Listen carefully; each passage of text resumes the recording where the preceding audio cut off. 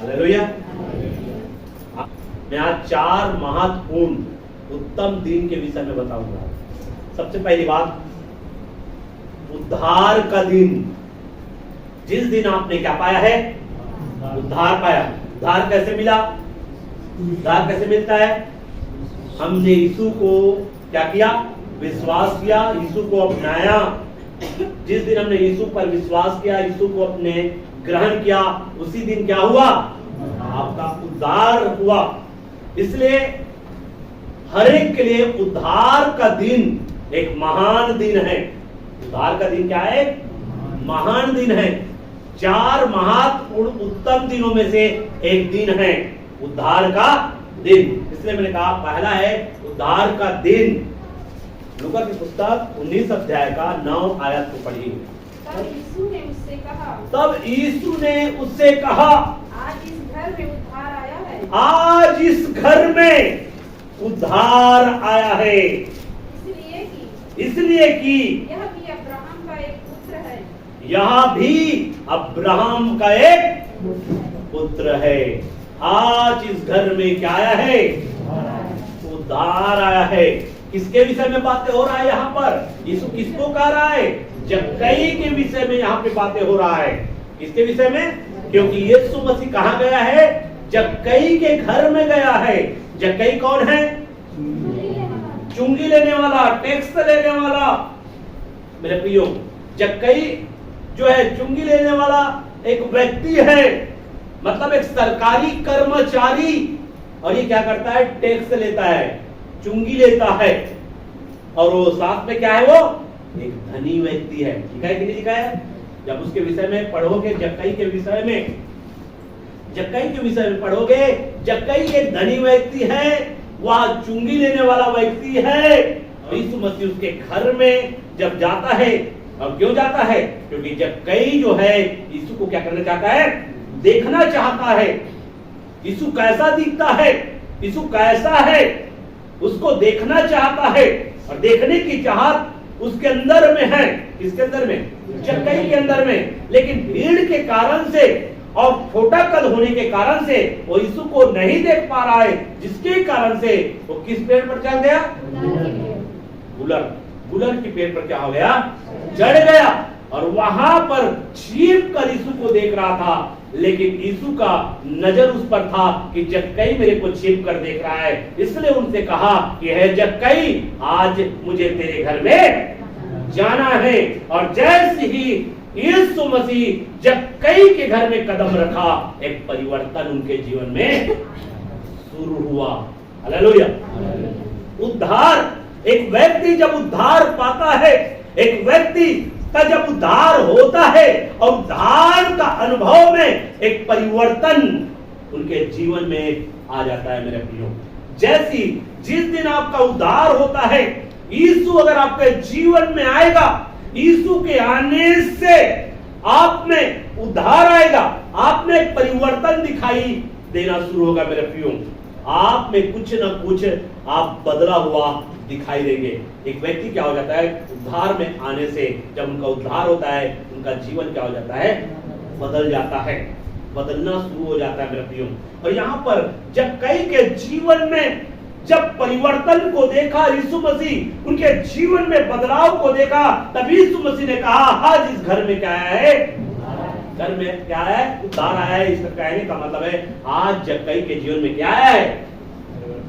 उद्धार आया है। आपने जिस दिन उद्धार पाया है, वह दिन आपके लिए क्या है? एक उत्तम दिन है। मेरे प्रियो, इसलिए जिस घड़ी आपका उद्धार होता है, जिस घड़ी आपने यीशु को अपनाया है, जिस घड़ी आपने यीशु को स्वीकार किया है, वही दिन एक उत्तम दिन है, एक महान दिन है। मेरे जब आप उद्धार पाते हैं, जब आपका उद्धार होता है, तो मसीह जीवन में क्या होता है?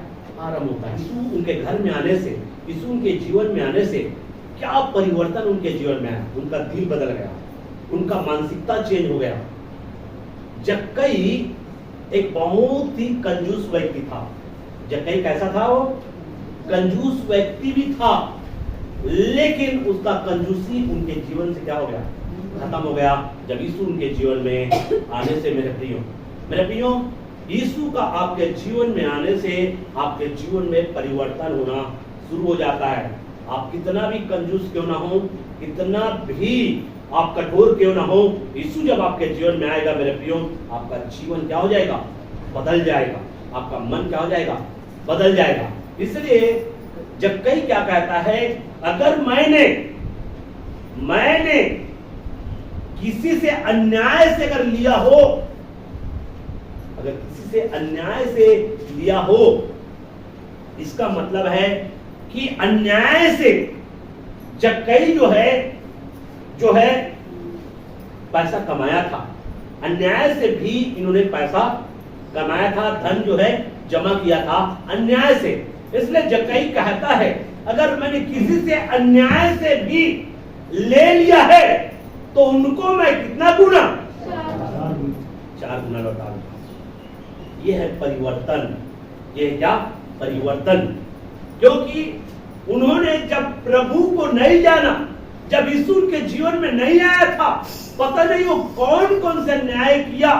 इसलिए मेरे प्रियो, बहुत सारे लोग जो अन्याय करते थे, लोगों को लूटते थे, लोगों से धोखा से लेते थे, जरूरत से ज्यादा उन पर टैक्स लगा देते थे और उस टैक्स को लेते थे जिनको बोला गया अन्याय। इसलिए अगर किसी का मैंने अन्याय से लिया है तो मैं उनको 4 गुना क्या करूंगा? वापस करूंगा। इसलिए जक्कई इस बात को अच्छे से जानता है कि मैंने किन लोगों से अन्याय किया है, किन लोगों से अन्याय किया है, वो जानता है। अगर मैंने किसी से अन्याय किया है, किसी का ले लिया है, तो मैं उनको 4 गुना वापस करता हूं। 4 गुना वापस करता हूं, करूंगा नहीं। पढ़िए, वहां पढ़िए। जक्कई ने खड़े होकर प्रभु से कहा, जक्कई ने खड़े होकर प्रभु से कहा, हे प्रभु, देख, मैं अपनी आधी संपत्ति।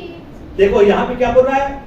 मैं अपनी आधी, मतलब इन्होंने संपत्ति जमा किया, संपत्ति बनाया था और उस संपत्ति का आधा कंगालों को देता हूँ। कंगालों को देता हूं। कहने का मतलब देता हूं, दूंगा नहीं।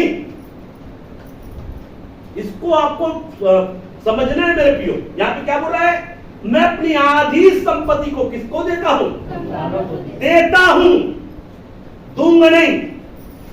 देता हूं मतलब मैं देता हूं, वर्तमान की क्रिया है ये। मैं अपनी आधी संपत्ति क्या करता हूं? देता हूं। हाँ। और यदि किसी का कुछ भी, और यदि किसी का कुछ भी अन्याय करके ले लिया है, तो उसे 4 गुना फेर देता हूँ। उसे 4 गुना फेर देता हूं। यहाँ पे बाद में दूंगा ऐसा बात नहीं है। मतलब वर्तमान, तुरंत क्रिया, तुरंत कार्य कर रहा है। यह है परिवर्तन। जब यीशु उनके जीवन में इस परिवर्तन को देखा, जक्कई अपने संपत्ति का आधा भाग जो है कंगालों को अर्थात जरूरतमंद को देने के लिए तैयार हो गया है कि मैं आधा संपत्ति इसको दे दूंगा, क्योंकि यीशु उनके जीवन में आ गया है। एक आनंद उनके जीवन में आ गया है, और जो आनंद संपत्ति के द्वारा नहीं मिला था, एक ऐसा आनंद, एक ऐसा शांति जो है यहाँ पे जक्कई के जीवन में आया है मेरे प्रियो। और वो शांति और वो आनंद जो है, उस संपत्ति जो है, उस आनंद और उस शांति के लिए सामने कुछ भी नहीं था। समझ में है? जक्कई ऐसा क्यों किया? क्योंकि जो शांति यीशु के आने से, जो आनंद यीशु के आने से उन्होंने पाया था, वो आनंद और शांति इतना संपत्ति रहते हुए भी वो नहीं पाया था मेरे प्रियो। ऐसा शांति, ऐसा आनंद जो है, जक्कई जो है इतना संपत्ति रहने के बावजूद भी उन्होंने उस शांति का अनुभव नहीं किया था, उस आनंद का उन्होंने अनुभव नहीं किया था। जब यीशु उनके जीवन में आया, वो शांति का अनुभव किया, वो आनंद का अनुभव किया, और इसलिए उन्होंने निर्णय किया कि मैं अपनी आधी संपत्ति किसको देता हूं? कंगालों को मैं दे देता हूं। मतलब तुरंत कार्य किया, आधी संपत्ति कंगालों में दे दिया मेरे को। ऐसा नहीं कि वो दिया नहीं, आधी संपत्ति पूरा जैसा वो बोला था वैसा ही वो तुरंत कार्य करना स्टार्ट किया। आधी संपत्ति मैं कंगालों को देता हूं। और वहां पे लिखा है, और यदि मैंने किसी से अंधेर करके अन्याय करके किसी से कुछ ले लिया है तो मैं उनका 4 गुना क्या करूंगा, दे दूंगा।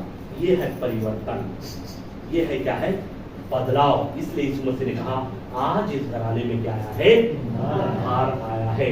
क्या आपने कभी किसी को लूटा है? क्या आपने किसी को ठगा है?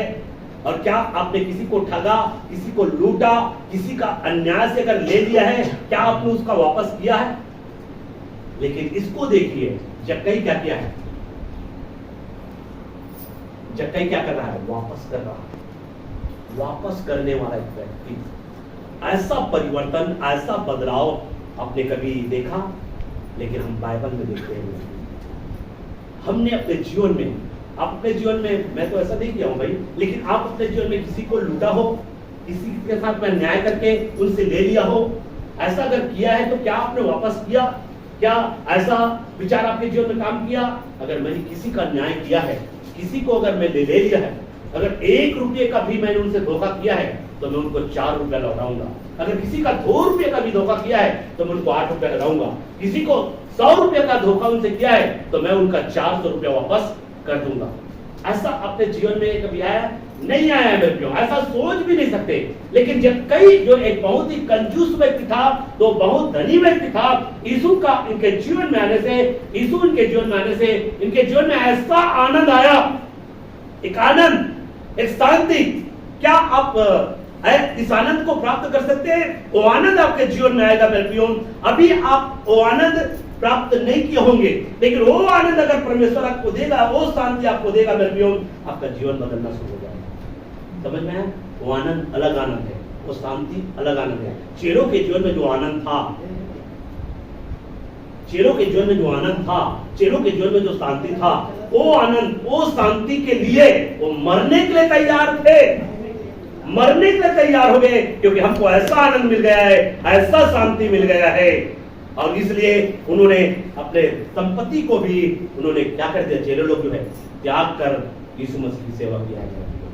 चेले लोग कभी भी, चेले के जीवन को देखेंगे, कभी वो बटोरा नहीं है। चेले लोग कभी भी बटोरा नहीं है, परंतु अपने संपत्ति का त्याग करके वे यीशु मसीह की सेवा किया है। इसलिए जब आप प्रेरितों के काम की पुस्तक पढ़ेंगे, वहां पर लिखा हुआ है अपनी संपत्ति बेचकर, अपनी संपत्ति बेचकर क्या किया, प्रेरितों के पास में लाया, और प्रेरित लोग जरूरत के अनुसार से जरूरतमंद लोगों को क्या कर दिया, बांट दिया करते थे। ऐसा उनके जीवन में था। क्यों?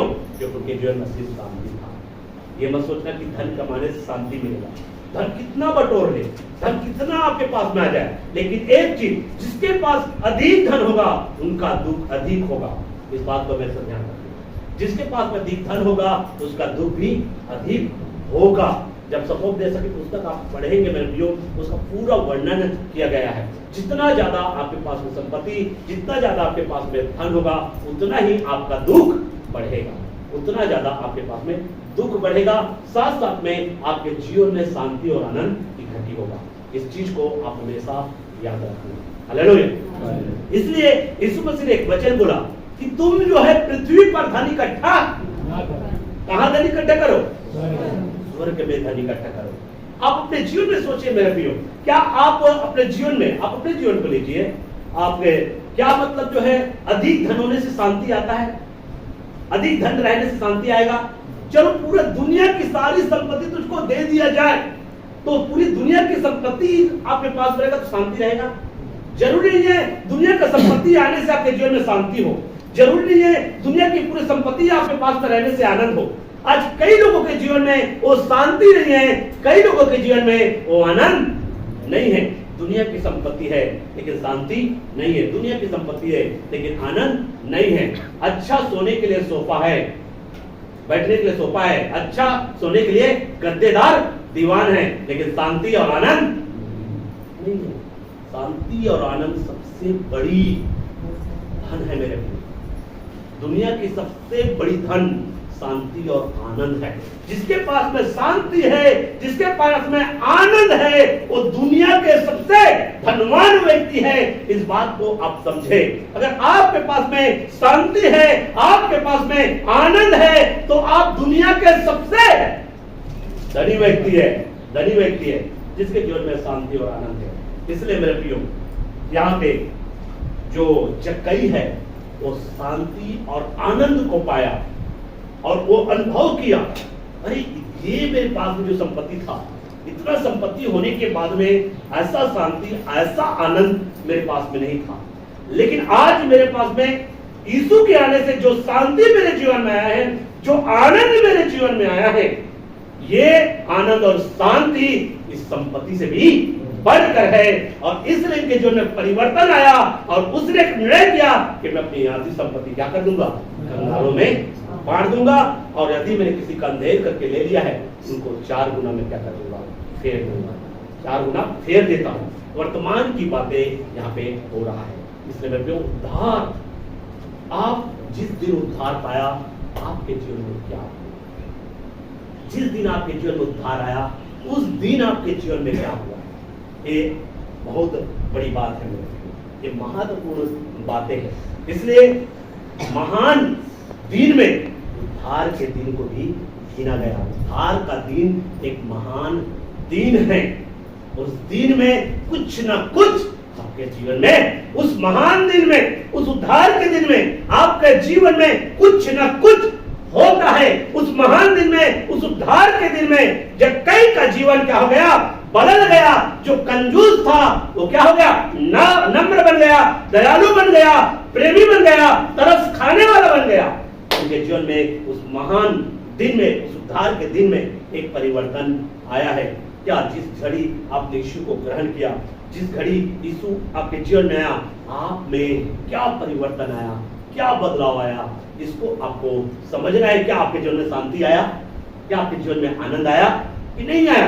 अभी भी शांति आपको चाहिए, अभी भी आनंद आपको चाहिए। आपने क्या पाया उद्धार के दिन में? रखियो, उद्धार के दिन जो है जक्कई को क्या पाया, आनंद और शांति पाया, और उनके जीवन में क्या आया, परिवर्तन आया। इसलिए ये उद्धार का क्या है, दिन है मेरे प्रिय। सबसे पहली बात क्या है, उद्धार का दिन। और एक वचन और पढ़ेंगे, दूसरा कुरिन्थियों की पुस्तक 5:15। और वह इस निमित्त सबके लिए मारा की जो जीवित है, वे आगे को अपने लिए ना जिए, परंतु उसके लिए जिए जो उनके लिए मरा और फिर जी उठा। इसलिए मेरे प्रियो, जिस दिन आप उद्धार पाते हैं, जिस दिन आपको उद्धार मिला है, वो उद्धार का दिन एक महान दिन है। और उसी दिन जो है आपके लिए यीशु मसीह जो मरा है, अब जो है यीशु के लिए आपको जीना है मेरे प्रियो। जो आपके लिए मरा और मरकर जी उठा है, इसलिए आप जो यीशु के लिए आप क्या करें, जिए। यहाँ पे यही बातें बता रहा है। एक व्यक्ति उद्धार पाने के बाद में, जब एक व्यक्ति के जीवन में उद्धार का अनुभव आता है, उसके बाद में वो व्यक्ति जो है यीशु के लिए जीता है। अब तक आप किसके लिए जी रहे थे मैं नहीं जानता, लेकिन यहाँ पर परमेश्वर का वचन बताता है मेरे प्रियो, यहाँ से यीशु के लिए जीने का जो है उनका शुरुआत होता है कि मुझे अब यीशु के लिए कैसे जीना है। उसके बाद में वो यीशु के लिए जीना सीखता है, यीशु के लिए जो है कार्य करना स्टार्ट करता है। इसी को यहाँ पे बताया गया है, अब हमें यीशु के लिए क्या करना है, जीना है। इसी को मैंने बोला, एक व्यक्ति जब उद्धार पाता है, उद्धार पाने के बाद में उनका जीवन का क्या होता है, मसीही जीवन का क्या हो जाता है, आरंभ होता है। मसीही जीवन का आरंभ होने का मतलब है आप मसीह यीशु के लिए जीना स्टार्ट करते हैं। अब तक किसके लिए जी रहे थे मैं नहीं जानता, लेकिन उसके बाद में जिस घड़ी आपको उद्धार होता है, अब मसीह के लिए आप जीना स्टार्ट करते हैं। मसीह के लिए जीना आपका क्या हो जाता है, आरंभ हो जाता है। इसलिए उद्धार के दिन को महान दिन कहा गया है मेरे भाइयों। 4 महत्वपूर्ण उत्तम दिनों में से एक दिन उद्धार का दिन है, जिस दिन आपने उद्धार को पाया है। अलग अलग दिन आपने उद्धार पाया है, हर एक का अलग अलग दिन है, हर एक का उद्धार का अलग अलग अनुभव है। जक्कई का अनुभव को मैंने बताया, आपका उद्धार का अनुभव अलग होगा, मेरा उद्धार का अनुभव अलग होगा, यहाँ पे जितने भी बैठे हैं हर एक का उद्धार का अनुभव अलग होगा, लेकिन हर एक के जीवन उद्धार के अनुभव में परिवर्तन रहेगा, बदलाव रहेगा। उनका जीवन में एक परिवर्तन आता है, उनके हृदय में एक परिवर्तन और बदलाव आता है उद्धार के दिन में। इस बात को हमेशा याद रखना। मैं नहीं जान सकता कि आपके जीवन में किस क्षेत्र में परिवर्तन आया। मैंने केवल जक्कई के विषय में बताया। मैं ये नहीं कहता कि जक्कई के जीवन में जैसा परिवर्तन आया वैसा ही आपके जीवन में परिवर्तन आएगा। आपका परिवर्तन अलग होगा।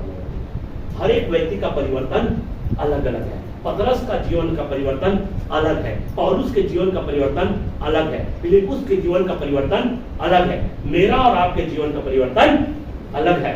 लेकिन आप कैसे उद्धार के दिन आप परिवर्तित हुए, किस क्षेत्र में आपके जीवन में बदलाव आया, कैसे आप बदले, कैसा जीवन जीना स्टार्ट किया, किस प्रकार से आपके जीवन में हृदय जो है नया बना, वो आप अपना अनुभव को आप स्वयं जानेंगे। यहाँ पर हम जक्कई के अनुभव को हम बता रहे हैं कि इनके जीवन में कैसा अनुभव आया है। ये धनी था, अन्याय से बहुत लिया था, और इनके जीवन का अनुभव क्या है, इन्होंने आधी संपत्ति क्या कर दिया, और जिसका लिया था उनको 4 गुना फेर दिया। ये इनका अनुभव है, ये जक्कई का अनुभव है। इनका अनुभव जैसा आपका अनुभव नहीं होगा, इनका अनुभव अलग है, आपका अनुभव अलग है। इसलिए उद्धार का दिन का हर एक व्यक्ति का अलग अलग अनुभव है। इसलिए आप उस बात को याद करें, जिस घड़ी आपका उद्धार हुआ, आपके उद्धार का अनुभव कैसा है। जिस घड़ी आपने उद्धार पाया, जिस घड़ी आपने यीशु आपके जीवन में आया, जिस घड़ी आपने यीशु को अपनाया, उस दिन आप में क्या परिवर्तन आया, आपका क्या बदला, आप क्या बदला। अगर नहीं बदला है तो आपका जीवन उद्धार नहीं आया है। समझ में आया। जिसके जीवन में उद्धार आता है, कोई ना कोई क्षेत्र बदल जाता है। इस बात को हमेशा याद रखना मेरे प्रियो। कोई ना कोई क्षेत्र उनके जीवन में परिवर्तन आएगा, बदलाव आएगा। हर एक व्यक्ति का अलग अलग अनुभव है उद्धार करने के लिए। आपके जीवन में उद्धार आया, पुराना जीवन ही नहीं बदला, तो काय का उद्धार आया, क्या का उद्धार आया। आपका अनुभव, आपने यीशु को ग्रहण किया, यीशु को ग्रहण करने से, यीशु आपके जीवन में आने से क्या परिवर्तन आया, क्या बदलाव आया आपके जीवन में, इसको आपको समझना बहुत जरूरी है। एक पॉइंट और बताने का प्रयास कर रहा हूं, उसके बाद हम प्रभु भोज की सेवा में जाएंगे। दूसरा बात देखिए, मृत्यु का दिन ये भी क्या है, 4 महत्वपूर्ण दिनों में एक दिन है मेरे प्रिय। मृत्यु का दिन, हर एक का मृत्यु अलग अलग दिन होगा, एक दिन नहीं होगा, लेकिन मृत्यु का दिन भी महान दिन है, उत्तम दिन है। चलो इसको भी पढ़ते हैं, सपोर्ट दे सके, पुस्तक साफ करें, सपोर्ट दे सके, पुस्तक साफ करें। अच्छा नाम अनमोल इत्र से और मृत्यु का दिन जन्म के दिन से उत्तम है। जन्म के दिन से क्या है, मृत्यु का दिन क्या है, उत्तम है मेरे प्रियो। जन्म के दिन से भी क्या होता है, मृत्यु का दिन उत्तम है। किसके लिए मृत्यु का दिन, किसके लिए उत्तम है, जो परमेश्वर के पीछे चलते हैं उनके लिए मेरे प्रियो। मृत्यु का दिन जन्म के दिन से उत्तम है मेरे प्रियो। और यहाँ पर अच्छा नाम जो है, अनमोल इस तरह से क्या है, उत्तम है, अच्छा नाम। इसलिए मेरे प्रियो यहाँ पे बताया जा रहा है, मृत्यु का जो दिन होता है वो जन्म के दिन से क्या है, उत्तम है। अब देखो, जन्म के दिन में हम क्या करते हैं? आनंद मनाते हैं, खुशी मनाते हैं। और मृत्यु का दिन, लेकिन वचन क्या कहता है? मृत्यु का दिन जन्म के दिन से भी उत्तम है। इस सच्चाई को भी मसीह लोगों को हमेशा जानना चाहिए करके। मृत्यु का दिन हमारे लिए उत्तम है। क्यों उत्तम है? क्यों उत्तम है मृत्यु का दिन हमारे लिए? क्योंकि इस दिन हम मसीह के साथ रहने के लिए जाते हैं। मसीह के साथ रहने के लिए हमेशा हमेशा के लिए हम मसीह के साथ रहने के लिए क्या हो जाते हैं? चले जाते हैं। अगर हम मसीह के पीछे चलने वाले लोग हैं, यीशु के पीछे चलने वाले लोग हैं, तो मृत्यु का दिन जो है मेरे प्रियो, वो क्या होगा? उत्तम होगा। एक उत्तम दिन है मृत्यु का दिन जो है। और उस दिन आप यीशु के साथ रहने के लिए क्या हो जाते हैं? जाते हैं। ठीक है, हम इस फिलिपियों 1:21, क्योंकि मेरे लिए जीवित रहना मसीह है, जीवित रहना मसीह है और मर जाना लाभ है। देखो यहाँ पे क्या बोल रहा है? मर जाना लाभ है। यहाँ पर मसीह के लिए मर जाना लाभ है। मर जाना क्या है? लाभ है। तो मृत्यु का दिन क्या है? उत्तम दिन है मेरे प्रियो। मृत्यु का दिन उत्तम दिन है। और यहाँ पे पौलुस कहता है कि मर जाना, मसीह के लिए मर जाना मेरे लिए क्या है? लाभ है। तो यहाँ पर हमको साफ रीति से बताया मेरे प्रियो कि मसीह के लिए अगर हम मरते हैं मेरे प्रियो, तो हमारे लिए लाभ होगा। मसीह के लिए अगर मरते हैं, मसीह में मरते हैं, मसीह के पीछे चलते हुए अगर हमारा मौत हो जाता है, तो लाभ के लिए है मेरे प्रियो। क्योंकि मृत्यु का दिन जो है एक उत्तम दिन है। ठीक है, दूसरा कुरिन्थियों के पत्री 5 अध्याय 6 से 8 तक पढ़ेंगे। देखो यहाँ क्या लिया, धीरे धीरे पढ़ेंगे ना। अतः हम सब क्या बांधे रहे? ढाढ़स बांधे रहे। हाँ। और यह जानते हैं कि जब तक हम इस देह में रहते हैं, तब तक प्रभु से अलग है। देखो आज हम देह में हैं, तो हम मसीह से मतलब प्रभु से क्या है? अलग है। प्रभु से अलग है। हाँ। क्योंकि हम रूप को देखकर नहीं, पर विश्वास से चलते हैं। हम विश्वास से चलते हैं। इसलिए हम ढाढ़स बांधे रहते हैं। इसलिए हम ढाढ़स बांधे रहते हैं और देह से अलग होकर प्रभु के साथ रहना और भी उत्तम समझते हैं। देखो यहाँ पे साफ बोला है, देह से अलग होकर प्रभु के साथ में रहना और भी उत्तम समझते हैं। प्रभु के साथ रहना। कब प्रभु के साथ में रहोगे? मृत्यु जब आपको अलग करेगा। क्योंकि मसीह के लिए आपने जिया है, मसीह में आप मर गए, मृत्यु ही आपको क्या किया? अलग किया। अब जो है प्रभु के साथ में रहेंगे। एक व्यक्ति जो यीशु पर विश्वास करता है, यीशु के पीछे चलता है, जब उसकी मृत्यु होता है मेरे प्रियो, तो मृत्यु का दिन जो है उत्तम दिन है। और उस मृत्यु के द्वारा ही वह प्रभु के साथ रहने के लिए जाता है। प्रभु के साथ रहने के लिए जाता है। इस संसार के दुख से आपका क्या हो जाता है? छुटकारा हो जाता है। अब बस यहाँ पर सोचिए, आपका क्या होता है? एक प्रमोशन होता है। क्या होता है? प्रमोशन में मतलब क्या होता है? एक अच्छे स्थान मिलता है, वहां की फैसिलिटी अलग होगा। एक अच्छी फैसिलिटी मिलेगा, प्रमोशन मिलेगा तो क्या मिलेगा? एक फैसिलिटी मिलेगा कि नहीं मिलेगा? एक अलग फैसिलिटी मिलेगा। यहाँ पे दुख में है, यहाँ पे तकलीफ में है, यहाँ पर कष्ट में है। इसका मतलब ये नहीं कि आप जाकर फांसी रो लें, ऐसा नहीं। आत्महत्या करोगे नरक जाएंगे। आत्महत्या करने वाले क्या जाएंगे? नरक जाएंगे। पास्टर बता रहा था कि मृत्यु के द्वारा जो है मरने के बाद में प्रभु के साथ चले जाते हैं, लेकिन इसका कहने का मतलब नहीं है कि आप आत्महत्या करें। आत्महत्या करेंगे तो नरक जाएंगे, प्रभु के पास नहीं जाएंगे। ठीक है, तो इसका मतलब ये नहीं है कि प्रभु से अलग होने के बाद मृत्यु जो है हमको प्रभु के पास में रहने के लिए ले जाता है। तो हमको आत्महत्या नहीं करना है, जब जितना दिन तक प्रभु ने समय ठहराया उतना दिन तक हम पृथ्वी में रहेंगे, और उसके बाद हम इस पृथ्वी पर की डेरा तरीका घर को छोड़कर, इस डेरा तरीका घर को छोड़कर हम कहां, प्रभु के पास रहने के लिए चले जाते हैं। तो ये कैसे चले जाते हैं? मृत्यु के द्वारा। मृत्यु के द्वारा हमारा एक इस स्तर से एक अगले स्तर में क्या हो जाता है? प्रमोशन होता है। तो हर एक व्यक्ति प्रमोशन से खुश होता है कि नहीं होता है? प्रमोशन जब होता है तो खुश होता है कि नहीं होता है? नहीं होता है। तो प्रमोशन से हमको दुख होना चाहिए कि खुश होना चाहिए? लेकिन फिर भी हम देह में रहने के कारण हम क्या हो जाते हैं? दुखी होते हैं। देह में रहने के कारण, इस देह में रहने के कारण, ये देह क्या है?